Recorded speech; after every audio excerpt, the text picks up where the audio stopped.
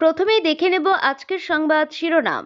জানাবো আজকের বাছাই করা গুরুত্বপূর্ণ তাজা খবর। শুরুতেই হেডলাইন্স।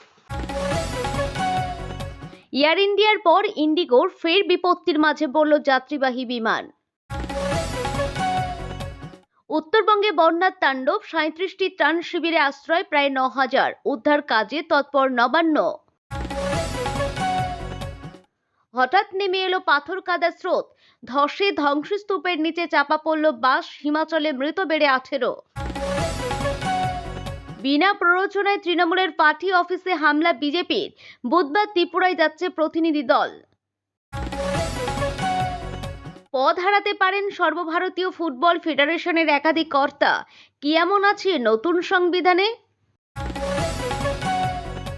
বর্ধমান পৌরসভার চেক ব্যবহার করে মহারাষ্ট্রের একটি ব্যাংক থেকে 48 লক্ষ টাকা লোপাট, গ্রেপ্তার কর্মী।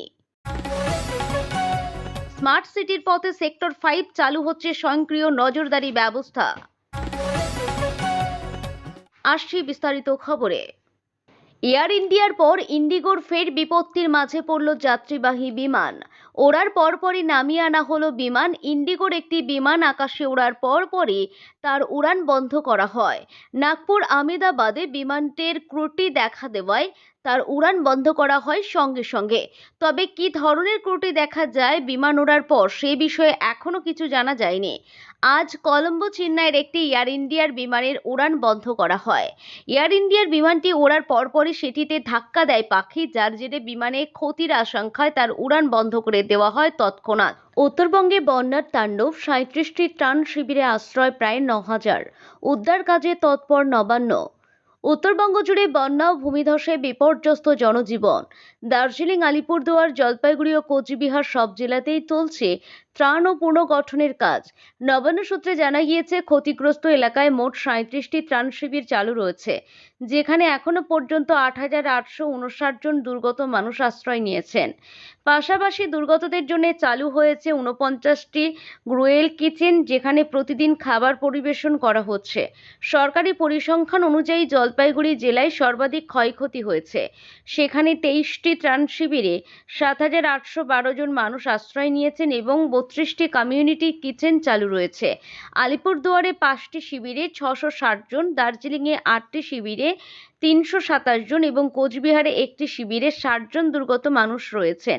ইতিমধ্যে দুর্গতদের মধ্যে 64,015টি ত্রিপল বিতরণ করা হয়েছে, যার মধ্যে শুধু জলপাইগুড়িতেই 39,000টি ত্রিপল দেওয়া হয়েছে। নবান্নের এক বিবৃতিতে জানানো হয়েছে, উদ্ধার ও পুনর্গঠন অভিযান চলছে পুনর্দমে। নদী সংলগ্ন এলাকায় ক্ষতিগ্রস্ত সেতু ও রাস্তাঘাট মেরামতের কাজ শুরু হয়েছে। মাঠে নেমেছেন পূর্ত, জনস্বাস্থ্য ও স্বাস্থ্য কারিগরি, সিভিল ডিফেন্স, অগ্নি নির্বাপন, বিপর্যয় ব্যবস্থাপনা, বিদ্যুতের উত্তরবঙ্গ উন্নয়ন দপ্তরের কর্মীরা। কর্মীদের হাতে তুলে দেওয়া হয়েছে লাইফ জ্যাকেট আর দুর্গত এলাকায় নিশ্চিত করা হয়েছে বিশুদ্ধ পানীয় জলের যোগাযোগ। আধিকারিকদের দাবি, প্রশাসনের লক্ষ্য এখন একটাই, যত দ্রুত সম্ভব পরিস্থিতি স্বাভাবিক করা এবং দুর্গত মানুষদের ঘরে ফেরানো। হঠাৎ নেমে এলো পাথর কাদার স্রোত, ধসে ধ্বংসস্তূপের নিচে চাপা পড়ল বাস, হিমাচলে মৃত বেড়ে 18। উত্তরবঙ্গের পরিস্থিতি দেখে সাধারণ মানুষের মন ভারাক্রান্ত। এখনো পুরোপুরি স্বাভাবিক হয়নি সেখানকার জনজীবন। মৃতের সংখ্যা বাড়ার আশঙ্কা এখনো রয়েছে। এরই মধ্যে আবার হিমাচল প্রদেশে ঘটে গেল ভয়াবহ ঘটনা। ধসে মৃত্যু হয়েছে 18 জনের। হিমাচল প্রদেশের বিলাসপুর জেলায় মঙ্গলবার এক বেসরকারি যাত্রী বোঝাই বাস ধসের নিচে চাপা পড়ে যায়। মর্মান্তিক এই দুর্ঘটনায় 15 জনের মৃত্যুর খবর মিলেছে। ইতিমধ্যে আশঙ্কা আরও কয়েকজন যাত্রী ধ্বংসস্তূপে আটকে রয়েছেন, অর্থাৎ মৃতের সংখ্যা বাড়তে পারে।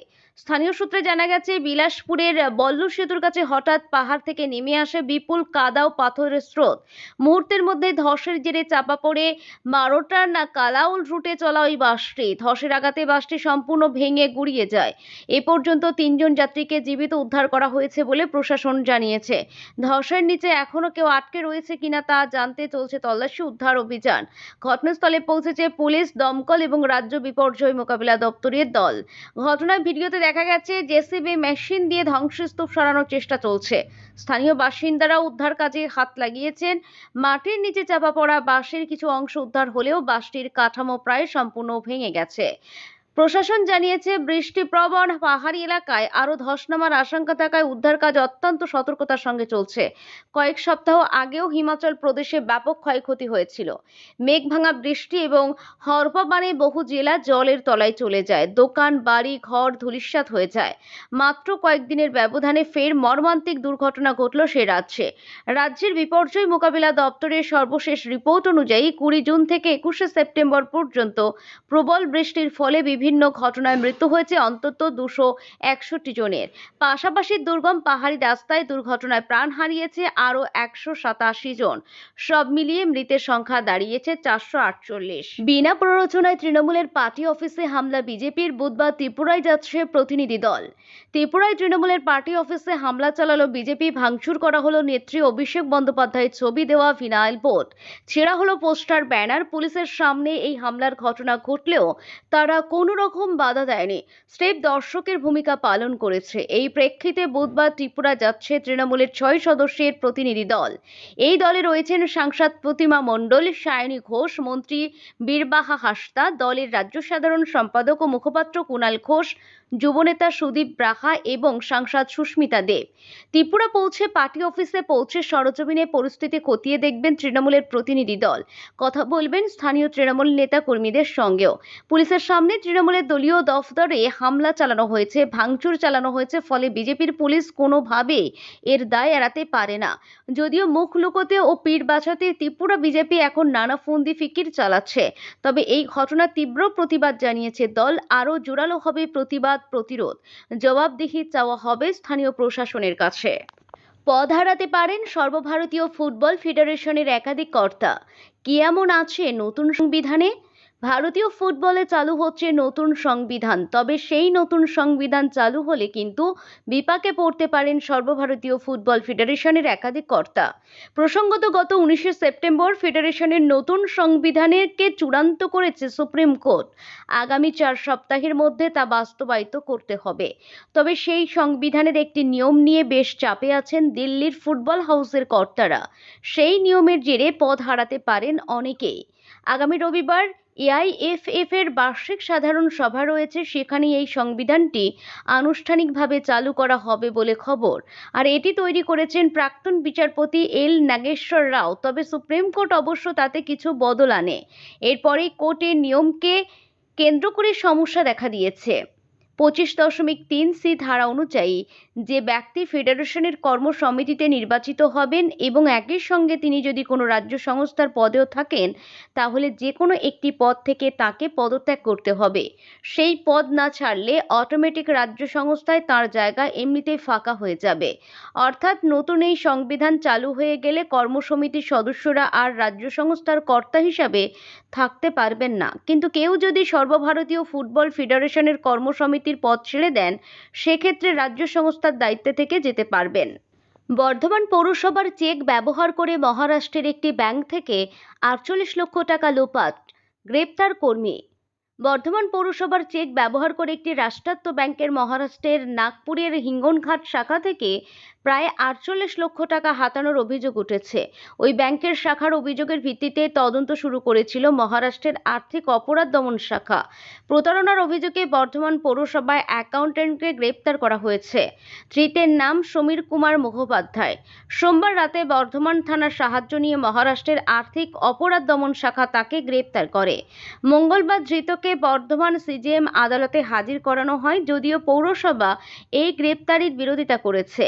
বর্ধমান শহরে ইসলাবাদ এলাকায় ধৃতের বাড়ি। তদন্তের জন্য ধৃতকে মহারাষ্ট্রে নিয়ে যাওয়ার প্রয়োজন বলে আদালতে জানিয়েছে তদন্তকারী আর্থিক অপরাধ দমন শাখা।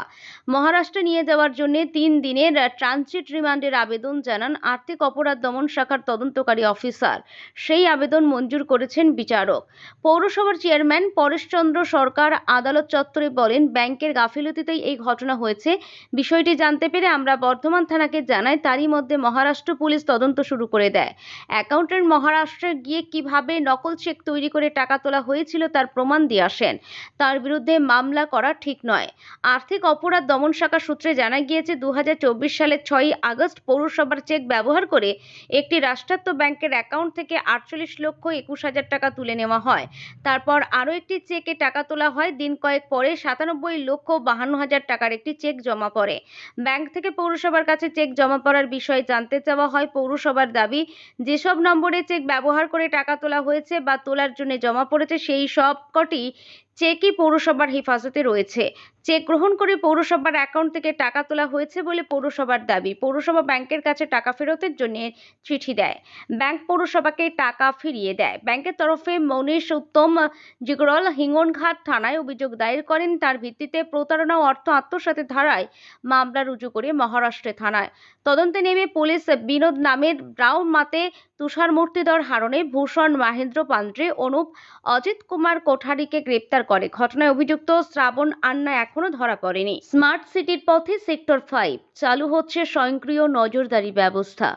রাজ্যের তথ্য প্রযুক্তি হাব সেক্টর 5-এ যানবাহন নিয়ন্ত্রণ ও নজরদারি ব্যবস্থাকে আরও আধুনিক করতে রাজ্য সরকার আনছে স্বয়ংক্রিয় নাম্বার প্লেট শনাক্তকরণ বা ANPR প্রকল্প। নবদিগন্ত ইন্ডাস্ট্রিয়াল টাউনশিপ অথরিটি এবং রাজ্য সরকারের ওয়েবেল টেকনোলজি লিমিটেড এই প্রকল্প বাস্তবায়নে একসঙ্গে কাজ করছে বিধাননগর পুলিশ কমিশনারেটের সহযোগিতায়। এই ব্যবস্থায় শহরের গুরুত্বপূর্ণ মোড়গুলিতে স্থাপন করা হবে উচ্চ ক্ষমতা সম্পন্ন ক্যামেরা, যা স্বয়ংক্রিয়ভাবে গাড়ির নাম্বার প্লেট শনাক্ত করবে। এর মাধ্যমে যান চলাচলের ধরন বিশ্লেষণ, ট্রাফিক নিয়ম ভঙ্গের ঘটনা ধরা এবং আইন প্রয়োগের জন্য প্রয়োজনীয় তথ্য সংগ্রহ করা সম্ভব হবে। সরকারি পুলিশ ডেটাবেসের সঙ্গে যুক্ত থাকায় চুরি যাওয়া বা সন্দেহভাজন গাড়ি চিহ্নিত করতেও সাহায্য করবে এই প্রযুক্তি।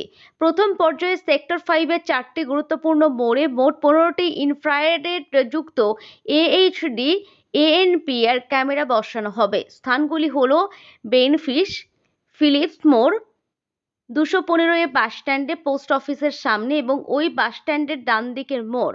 24 ঘন্টা নজরদারির জন্য 49 ইঞ্চি আলট্রা HD ডিসপ্লে সহ একটি কেন্দ্রীয় কন্ট্রোল রুমও তৈরি হচ্ছে। প্রকল্পের অগ্রগতি তদারকির জন্য NDITA ও WTL যৌথভাবে একটি প্রজেক্ট ম্যানেজমেন্ট ইউনিট গঠন করেছেন। আধিকারিকদের দাবি, রাজ্য সরকারের স্মার্ট পরিকাঠামো উন্নয়ন পরিকল্পনায় অংশ হিসাবে এই উদ্যোগ। এর ফলে সেক্টর 5-এর ট্রাফিক ব্যবস্থাপনা হবে আরও নির্ভুল, নিরাপদ ও প্রযুক্তি নির্ভর, যা একদিকে যাত্রীদের যাতায়াত সহজ করবে, অন্যদিকে আইন শৃঙ্খলা রক্ষাকারী বাহিনীর কাজেও আনবে গতি ও নির্ভরযোগ্যতা।